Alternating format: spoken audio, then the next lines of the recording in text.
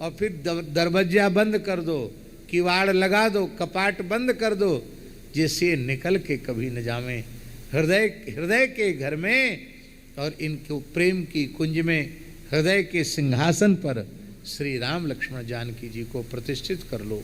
बड़ा अद्भुत है।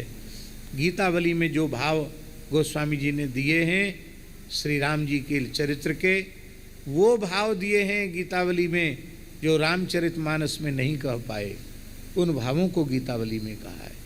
इसलिए गीतावली अपने आप में गीतावली है। हम प्रणाम करते हैं और अब सावधान हो जाएं।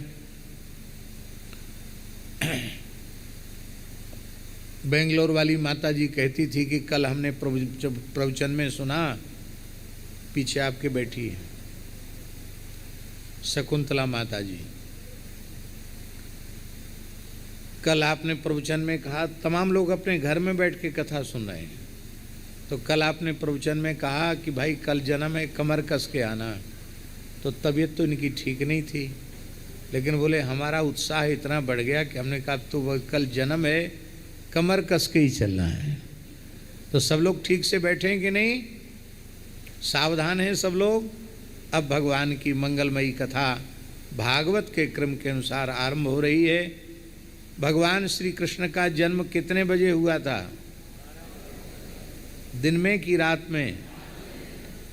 तो हम रात के 12 तो नहीं बजाएंगे, लेकिन थोड़ा सा समय, आज जन्म है तो थोड़ा समय बढ़ सकता है। कितना बढ़ेगा ये भगवान जाने। चाहेंगे यही कि हम समय से ही करें, क्योंकि आप सब लोग प्रातः काल से लेके रात्रि पर्यंत किसी न किसी भगवत सेवा के कार्य में, साधन में आप लोग लगे रहते हैं। अष्टम स्कंध का जो प्रतिपाद्य विषय है वह है मनवंतर। भागवत के 10 लक्षण हैं। सर्ग विसर्ग स्थान पोषण ऊति मनवंतर ईशानुकथा निरोध मुक्ति और आश्रय, ये 10 लक्षण श्रीमद् भागवत के कहे गए हैं। इनमें अष्टम स्कंध का लक्षण है मनवंतर।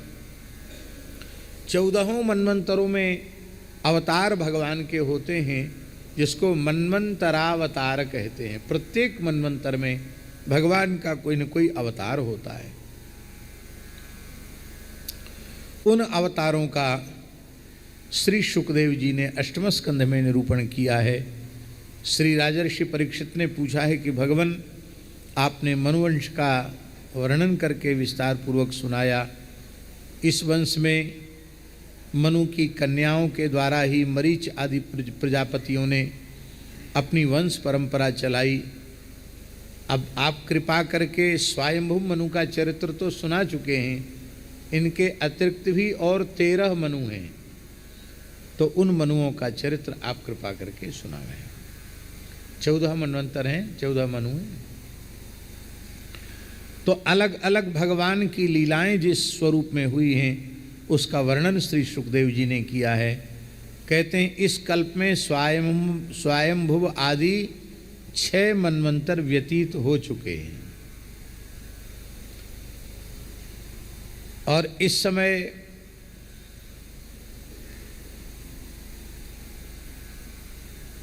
वैवस्वत मनवंतर चल रहा है। 6 मनवंतर बीत चुके हैं, 7वां मनवंतर सप्तमे वैवस्वत मनवंतरे, ये वैवस्वत मनवंतर चल रहा है। स्वयंभू मनु की पुत्री आकुति से यज्ञ पुरुष के रूप में धर्म का उपदेश करने के लिए भगवान प्रकट हुए, और देवहूति के गर्भ से भगवान कपिल के रूप में भक्ति युक्त ज्ञान का उपदेश करने के लिए भगवान प्रकट हुए। और ये चरित्र आप लोग श्रवण कर चुके हैं। यज्ञ पुरुष ने आकुति के गर्भ से अवतार लेकर के जो किया उसका वर्णन श्री सुखदेव जी महाराज कर रहे हैं। कहते हैं श्री मनु जी महाराज ने अपने राज्य को त्याग दिया। विरक्तः काम भोगेषु शत्रुपापति प्रभु विसृज्य राज्यम तपसे सभारियो बनमाविशत। काम भोग से विरक्त होकर के शत्रुपा जी के सहित आप कठोर तप करने के लिए चले गए। सुनंदा नाम की नदी के तट पर एक पैर से खड़े होकर के 100 वर्ष तक उन्होंने घोर तप किया श्री मनु जी महाराज ने। और उस समय मनु जी एक स्तोत्र का पाठ कर रहे थे। उस स्तोत्र में बहुत ज़्यादा श्लोक नहीं है, 1 2 3 4 5 6 7 8, केवल 8 श्लोक हैं, केवल 8 श्लोक हैं, पर बड़ा विलक्षण है। एक एक श्लोक का श्रवण करने के योग्य है, किंतु सप्ताह का क्रम है, इसलिए हम केवल एक श्लोक की चर्चा करेंगे। मनुरुवाच येन चेतयते विश्वम विश्वम चेतयते नयम यो जागर्ति शयानेस्मिन् नायं तं वेद वेदसः। जिन भगवान के द्वारा इस समग्र विश्व को चैतन्यता प्रदान की जाती है, सारे संसार को चैतन्यता भगवान देते हैं। भगवान की सत्ता के बिना न तो जीव की कोई सत्ता है और न भगवान की सत्ता के बिना प्रकृति की कोई सत्ता है। भगवान की सत्ता से ही जीव की सत्ता है और भगवान की सत्ता से ही प्रकृति की सत्ता है। चेतन जीव और अचेतन प्रकृति वैष्णव सिद्धांत में ये दोनों भगवान के शरीर माने गए हैं और भगवान को शरीरी माना गया। जैसे शरीर शरीरी भाव का अर्थ क्या है? विशिष्टाद्वैत सिद्धांत के अनुसार शरीर शरीरी भाव का अर्थ है कि शरीरी के बिना शरीर की कोई स्थिति नहीं है। ऐसे ही परमात्मा के बिना न तो जीव की स्थिति है और न जगत की स्थिति है। चेतन अचेतन दोनों के एकमात्र नियामक भगवान हैं। चेतन जीव और अचेतन प्रकृति ये दोनों भगवान के द्वारा नियाम्य हैं और एकमात्र भगवान ही इसके नियामक हैं। भगवान सबको चेतना देते हैं, सारे विश्व को चैतन्यता देते हैं, पर भगवान को कौन चैतन्यता देता है?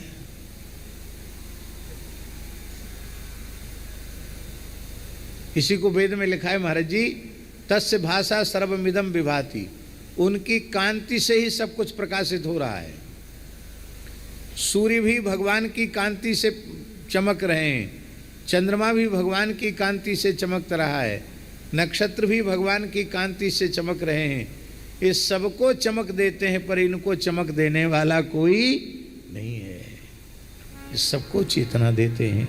यो जागर्ति शयानेस्मिन्, जिनकी चेतना के स्पर्श मात्र से ये विश्व चेतन हो जाता है, किंतु यह विश्व जिन्हें चेतना का दान नहीं कर सकता। सारी सृष्टि के प्रलय काल में अपने कारण में विलीन होने के बाद भी सब प्रसुप्तावस्था में रहते हैं जीव जगत, लेकिन जो यो जागर्ति शयानेस्मिन्, इसके विलीन होने पर, सृष्टि के प्रलय महाप्रलय होने पर भी जो जागते रहते हैं, जिनको यह नहीं जान सकता, किंतु जो इसे जानते हैं वही परब्रह्म परमात्मा भगवान श्री रंगनाथ हैं, वही भगवान श्रीमन नारायण हैं, वही भगवान श्री राम हैं, वही भगवान श्री कृष्ण हैं। कहते हैं आत्मा वाष्यमिदं विश्वम यत्किंचित् जगत्यां जगत तेन त्यक्तेन भुंजीथाः मा गृधः कस्य सिद्धनम। ये ईशावास्य उपनिषद का मंत्र भी है और ये मनु जी की स्तुति भी इसमें है। ईशावास्यमिदग्गु सर्वम यत्किंचित् जगत्यां जगत। यह संपूर्ण विश्व और इस विश्व में रहने वाले जितने चेतन अचेतन प्राणी हैं, चर अचर प्राणी हैं, वो सब परमात्मा से ओतप्रोत हैं। इसलिए संसार के किसी भी पदार्थ में मोह न करो, उसका त्याग करते हुए केवल अपने जीवन निर्वाह के लिए वस्तु का उपभोग करो। तृष्णा का सर्वथा त्याग कर देना चाहिए। माँ गृधा, माँ गृधा अर्थ है आसक्त मत हो, कस्य स्विद्धनम, ये संपत्ति किसकी है। परम पूज्य चैतन्य कुटी वाले बड़े महाराज जी कहते थे, अनंत श्री समलंकृत पूज्य सदगुरुदेव श्री बाबा नवल किशोर दास जी महाराज, वो कहते थे एक रोया भी तुम्हारा है, बोलते थे ना, एक बाल के भी मालिक हो, एक बाल के मालिक होते तो कह देते खबरदार पकना मत जड़ना मत, एक बाल पर तुम्हारा शासन नहीं चलता है और झूठ मूठ बन बैठे हो, ये मेरा ये मेरा ये मेरा, क्या है तुम्हारा, तुम्हारा कुछ नहीं हो, तुम केवल श्री कृष्ण को हो और श्री कृष्ण ही केवल तुम्हारे हैं। इस बात को खूब जोर देकर कहते थे। शायद माता जी ने भी दर्शन किया ना, माता जी को भी बड़े महाराज जी का जीवन मुक्त महापुरुष थे, जीवन मुक्त भगवत प्राप्त महापुरुष थे, हमेशा अपनी स्थिति में ही रहते थे वो, और हमेशा कुछ न कुछ सुनते रहते थे, कोई न कोई उनको बाँचकर सुनाता रहता था और सुनते रहते थे।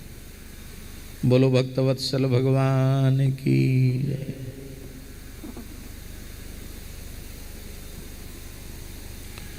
यम न पश्यति पश्यन्तं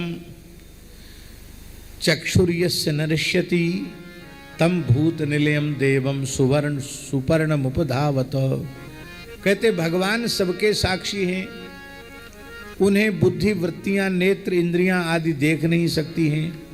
उन भगवान की जो ज्ञान शक्ति है वह अखंड है।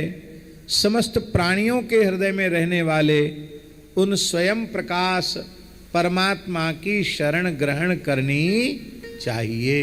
ये श्री मनु जी महाराज कह रहे हैं। वो तो तमीह मानम निर्हंकृतम बुधम निराससम पूर्ण मनन्य चोदितम नृन शिक्षयंतम निजबरत्म संस्थितम प्रभुम प्रपद्ये किल धर्म भावनम।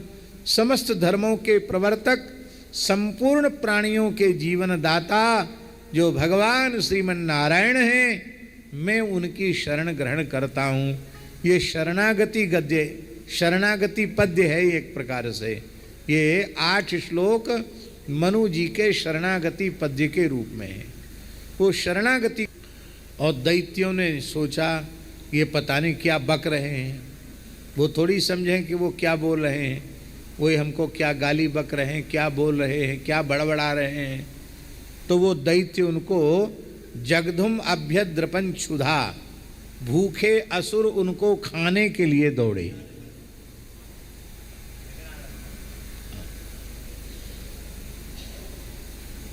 आ जाओ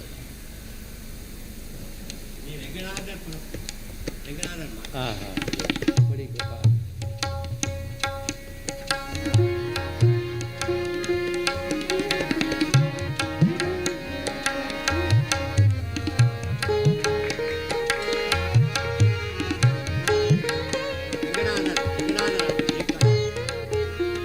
बड़ी कृपा, बड़ी कृपा।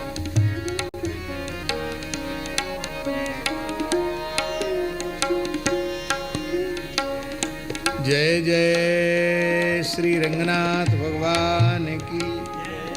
कोई न कोई रंगनाथ भगवान के अर्चक रोज आके कुछ न कुछ रंगनाथ भगवान का प्रसाद दे करके जाते हैं। कितनी भगवान रंगनाथ की हम सब पर कृपा है। श्री रंगनाथ भगवान की जय।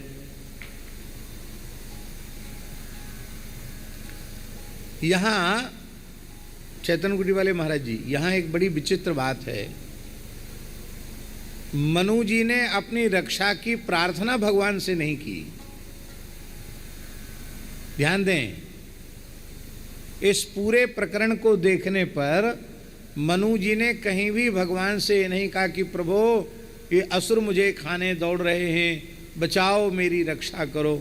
अपने आप भगवान ने, अपने यज्ञ नारायण भगवान ने अपने तोष प्रतोष संतोष इडस्पति आदि जो 12 पुत्र हैं उनके सहित प्रकट होकर के यज्ञ नारायण भगवान ने असुरों का संहार किया और मनु जी की रक्षा की। इससे प्रमाणित क्या होता है? इससे प्रमाणित यह होता है कि वस्तुतः जो प्रपन्न है वस्तुतः जो शरणागत है महाराज जी,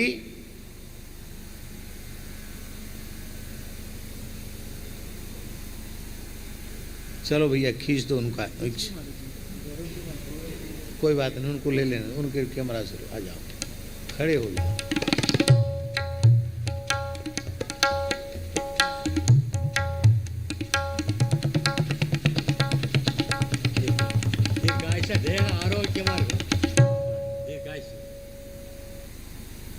श्री रंगनाथ भगवान की जय।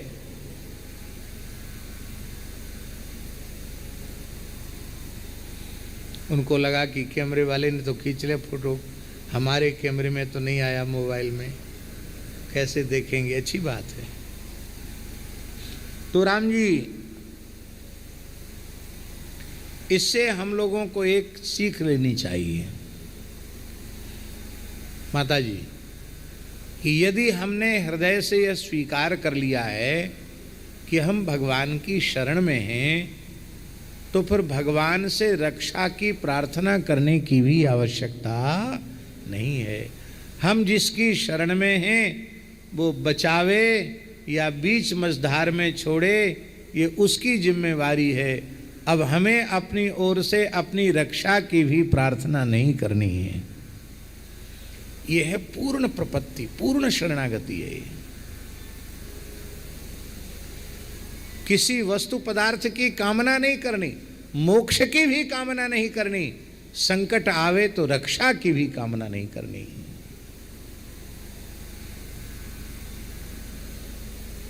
और प्रहलाद जी के चरित्र में देखिए,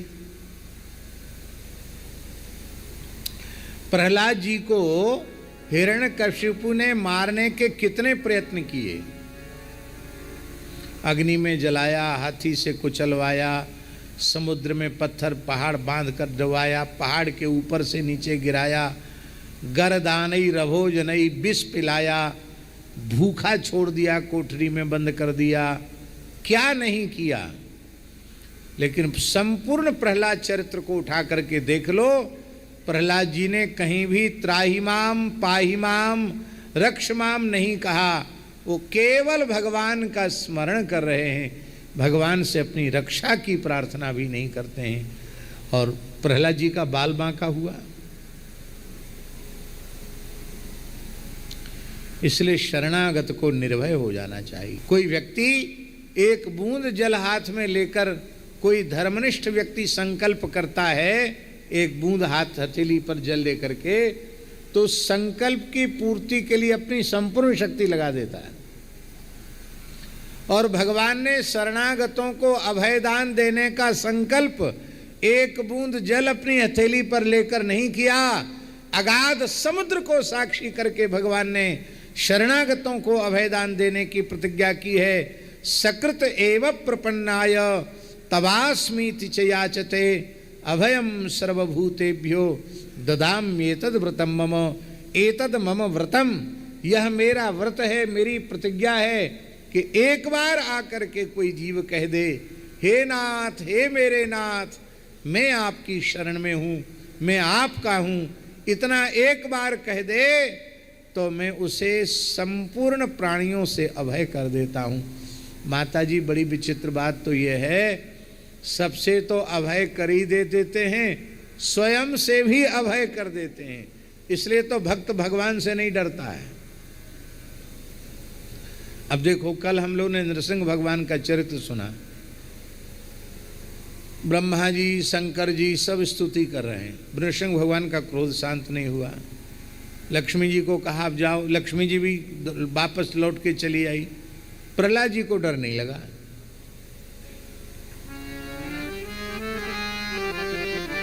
प्रहलाद जी की प्रपत्ति इस कोटि की है, शरणागति इस कोटि की है कि उन्हें अपने शरण भगवान से बिल्कुल भय नहीं। स्वपाद मूले पतितम तमर्भकम विलोक्य देवा कृपया परिप्लुतः उत्थाप्य तच्छीर्ष्ण्य दधात् कराम्बुजम् काला हि वित्र